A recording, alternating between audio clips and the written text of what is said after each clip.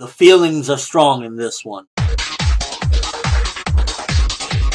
So this episode, for the most part, was broken up into, you have the Gray versus Rufus fight, and then you have the fuckery going on with Natsu and his crew in the dungeon that they're trapped in. Now, the Gray versus Rufus fight, for the most part, it was pretty solid. The animation actually looked pretty good. The art looked pretty good as well when they were going in. And overall, it was a solid fight. It wasn't anything spectacular per se. It wasn't like gonna knock your socks off, but it was a pretty damn good fight, and the way it turned out was pretty interesting as well. It wasn't just typical, you know, I'm gonna knock you out because I'm mad or something like that. But I just don't like... It was cool how it ended up and how, you know, he actually strategized against him and he pretty much couldn't keep up with the memory of, like, all of these magics coming at him. So it was good in that sense, but when Mavis throwing in that, it just depends on Gray's feelings. Like, what does feelings have to do with me smashing your face? Like, you can have the strongest feelings in the world. If I'm coming at you with fucking an iron fist to knock you out, your feelings don't mean shit. Although I'm glad it wasn't just straight up like, oh, the strategy is going to automatically get him to win. There was no strategy, so it was really just Gray did his thing. I don't know why Mavis had to throw in that feeling shit, because Gray outdid him,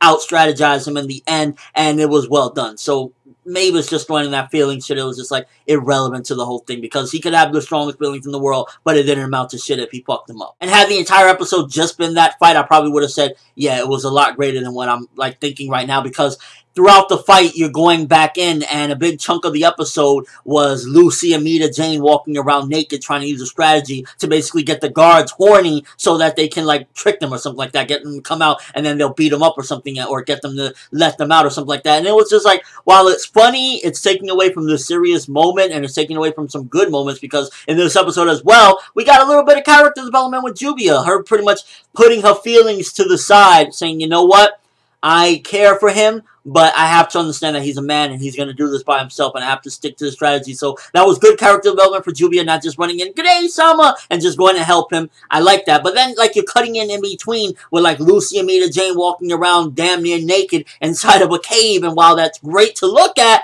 ultimately it takes away from the episode, and it's just like, what the fuck's going on here? So definitely didn't really care for that bit as far as, like, it takes away from the episode when you're in serious moments and real shit, and it's just like comedic purposes of them just walking around naked in the cave. Like, I highly doubt, regardless of how sexy Lucy and Mirajane look, anybody's gonna come out there and get sucker punched by them. And this episode also offered a little bit of development for Yukino as well, and her opening up, because you see them all laughing together, and she's been closed off for a while because being with Sabretooth, and then after leaving Sabretooth, she's pretty much been one of these soldiers or whatnot, and you see her opening up laughing with them, and that's kind of showing that, yeah, she's getting a little bit more soft-hearted, and there's a good person inside there. It's just like she's gone through so much shit. So I felt as though it definitely showed a little bit more of her human side, and her not just feeling like I'm a Sabretooth member or this and that. She's actually a decent person. And overall, to a certain degree, it was a simple episode because it was mainly just a fight and some comedic aspects with them in the cave trying to get out of there. Although there was some foreshadowing. You see a plant looking at them. And I will tell you right now, I am not looking forward to next week's episode based off the preview, because if you've seen the preview, you will see that there will be some people that will be introduced that I did not like when I read the manga.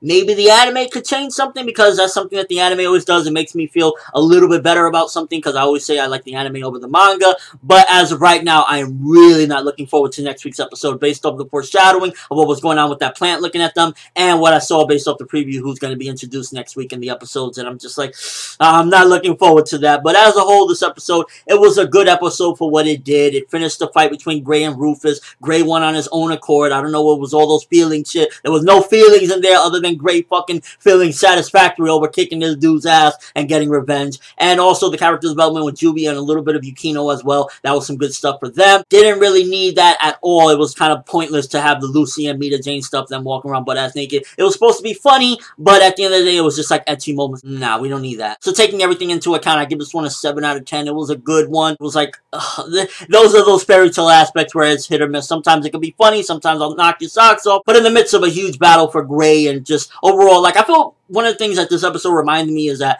Gray is very underrated as far as like fairy tale characters. People always say Loxus, Gajeel, Erza, but Gray, he has a really good backstory to him, and he's always trying to overcome stuff from his past and stuff like that. So I definitely felt as though this episode reminded me why Gray is a good character, and I liked what it did for Gray. So yeah, I'm gonna give this one a 7 out of 10. Good episode for the most part. Hero, if you want to show tits and ass, can you just do it in the OVAs, please? He's probably not gonna do that. But let me know what you guys think. Gray versus Rufus, was it hype? Did you enjoy it? Again, I thought it was a pretty pretty cool fight. It wasn't anything spectacular. It was good at least to see Gray overcome it without having any BS of like, yo, I'm mad, I'm gonna beat you up, stuff like that. And what do you think as the episode as a whole? Did the Lucy and Mirajane stuff take you out of the element? Again, it's cool to see, it's nice to see, but it's unnecessary. For Networld, and as always, people, have an awesome day.